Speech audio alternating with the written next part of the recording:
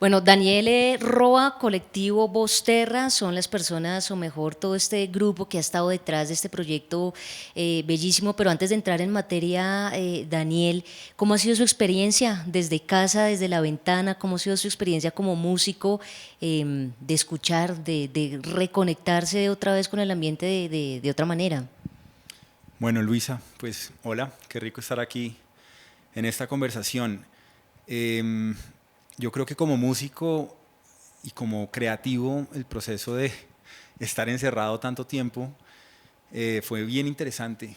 Yo creo, pues desde mi experiencia hubo un proceso de como de reinvención para Ujú. crear desde otro lugar, ¿no? Yo monté mi estudio en casa, yo tengo hijos y era eh, todo un despelote la casa con los chinos pasando por todos lados, pero eso llegó, digamos, a ser parte del proceso creativo. ¿Sí? Yo llevo muchos años haciendo música para la familia y los niños con Un Bosque Encantado, y lo que pasó, por ejemplo, trabajando con mis hijos en procesos creativos fue espectacular, porque pues yo no trabajaba en casa así, y tenerlos ahí fue algo que detonó un proceso creativo muy bonito.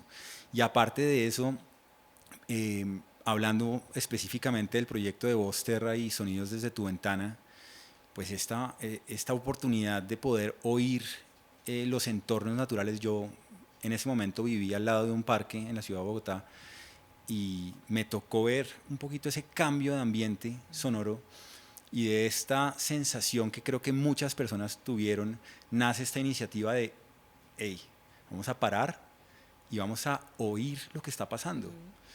Y Sonidos desde tu ventana nace un poquito desde esa sensación, y como músico fue un elemento que también detonó otro proceso creativo muy interesante, ¿no? ¿Cómo creas desde ese lugar de contemplación? Porque es un poco eso, es contemplar lo que está pasando donde antes no había espacio. Sí, esa sensación como de pronto que todo era ruido, Daniel, y de repente ufa, baja la ola y aprende uno a escuchar, ¿no? Somos muy visuales, yo siento, pero cuando es momento de prestarle atención a lo que suena en el entorno, la conexión es bien diferente. Y todo ese ejercicio que ustedes hicieron con los artistas es maravilloso y está consignado en todo este trabajo de ventanas. Hablemos de eso, de la curaduría, de cómo se arrancó a organizar eso, es decir, cómo pensaron ustedes, ok, hay unas fuentes de sonido que podemos capturar y a partir de ahí se puede realizar un trabajo ya con la música, ¿no? ¿Cómo fue todo ese trabajo bonito de organizar, de convocar y sobre todo de hacer la curaduría para estas compilaciones? Bueno, esto tuvo varias etapas. Digamos, la primera fue entender que había una oportunidad para hablar con nuestro público y decirle, queremos que nos ayuden a recoger sonidos que estén oyendo desde sus lugares, ¿sí? Y esa convocatoria la lanzó Vosterra. Se hizo una primera etapa que se hizo de la mano con Caput, invitando a toda la gente a poner atención a lo que estaba pasando y recibir esos sonidos. Y en esa primera etapa fuimos entendiendo que esa era una materia prima increíble para trabajar, hacer procesos creativos. Entonces, aquí empiezan a hacer un poquito esa idea de qué pasa si ponemos esto a disposición de tantos músicos. Y digamos que en el equipo de Vosterra hay dos músicos y una artista sonora, que tuvimos inmediatamente ese impulso de pensar, wow, con esto podemos hacer, podemos detonar creatividad con toda, desde el audio, ¿no? Y tú cuando hablas de esto de lo sonoro versus lo visual, era un momento para oír, ¿no? Estuvimos en un momento donde podíamos oír mucho, y Voz Terra se trata de eso, se trata de darle un espacio a la escucha, que es otra forma de interactuar con un ecosistema. Entonces arranca este proceso de hablar, digamos, con nuestro círculo de amigos, de músicos en diferentes lugares, para ver quién de pronto alzaba la mano y se metía en este proyecto de crear música inspirada en los sonidos de la naturaleza que estaban sonando durante la cuarentena, durante este encierro de 2020. Y fue increíble. Recibimos, digamos que abrimos una convocatoria con amigos cercanos nuestros músicos, y abrimos una convocatoria pública. Y la convocatoria pública tuvo mucha gente que llegó interesada en participar en este álbum, digamos, que ahora se llama Ventanas, volumen 1 y volumen 2. Y por el otro lado llegaron muchos artistas, amigos, a participar del proyecto. Lo más bonito de esa convocatoria, que me fascina, es que hay una diversidad sonora muy amplia.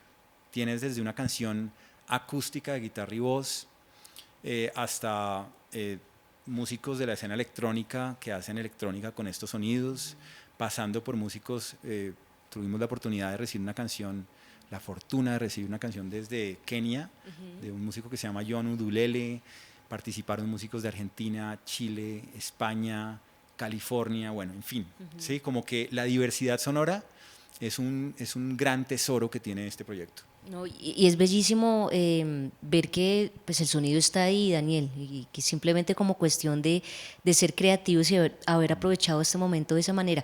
¿Cómo mandaban el formato? Es decir, a mí me causa curiosidad cómo grababa la gente en el celular, grabadoras o como estudios caseros. Bueno, ¿cómo era la captura de ese primer sonido? Mira, Luisa, hay de todo. Hay gente que grabó con celulares de la forma más sencilla posible, gente que tenía de pronto más recursos técnicos para hacerlo, pero tú, cuando tú miras el despliegue de sonidos que teníamos, no importaba tanto si estaba grabado con una gran calidad, importaba era lo que estabas oyendo en alta, media o baja calidad de un parque en Escocia, ¿sí? O de una playa en Nueva Zelanda. Ese tipo de información era, creo yo, más valiosa que si la calidad de la grabación era buena o mala. Y la historia que había detrás de eso. Entonces le pedíamos a la gente, cuéntenos a qué horas grabó, dónde estaba y qué oía. Y eso es muy poderosa esa información. Entonces, esto lo pusimos en unas carpetas, lo organizamos en un lugar donde la gente pudiera acceder, y ya los músicos decidían si querían usar esos sonidos que había grabado la gente o si querían grabar sus sonidos desde el lugar donde estaban. Entonces tenemos de todo. Por ejemplo, hay sonidos que se grabaron en México, en una playa en México, que fueron usados por un músico californiano que vive en Boyacá. ¿Sí? Hay ese tipo de combinaciones en el resultado de las canciones y las piezas musicales que recibimos.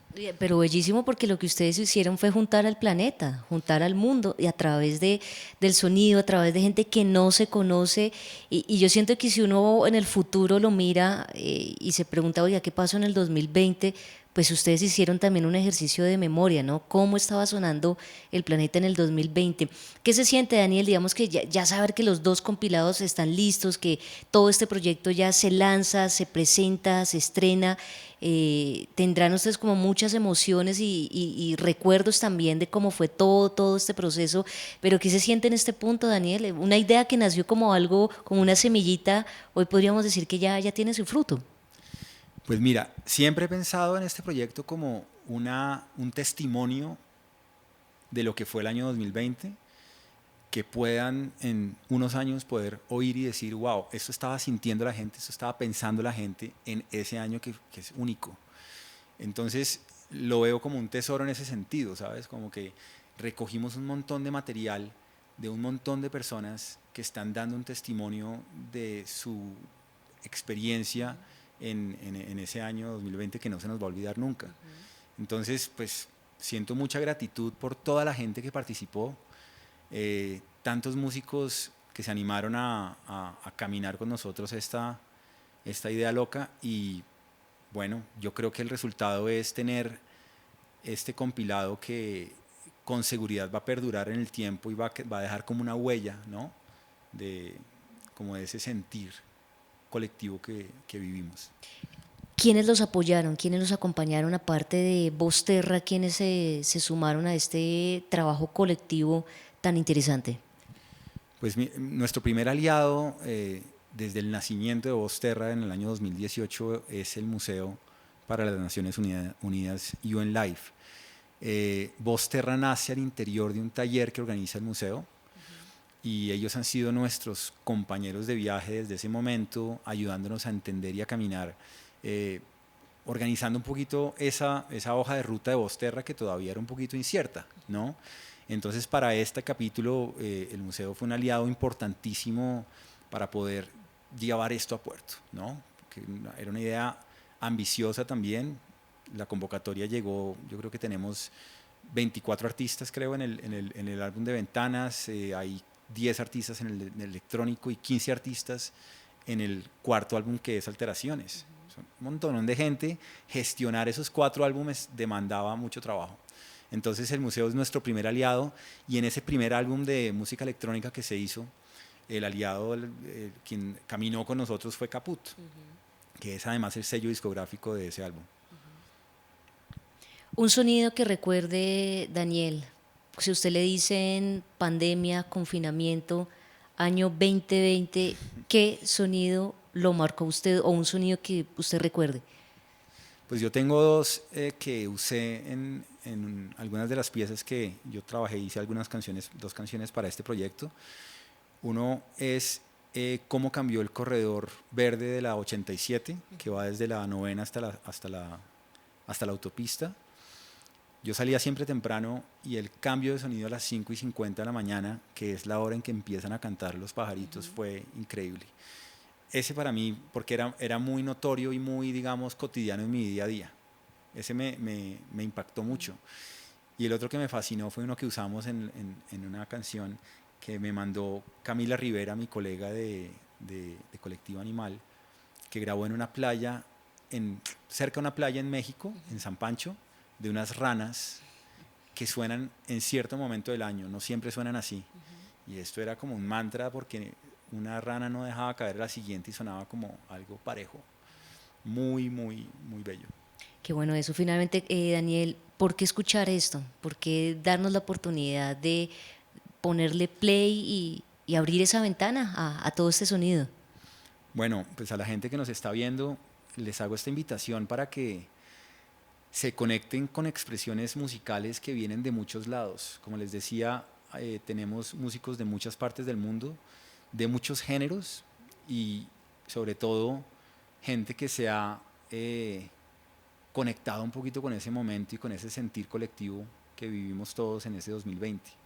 Entonces lo veo como una expresión muy profunda que vale la pena experimentar.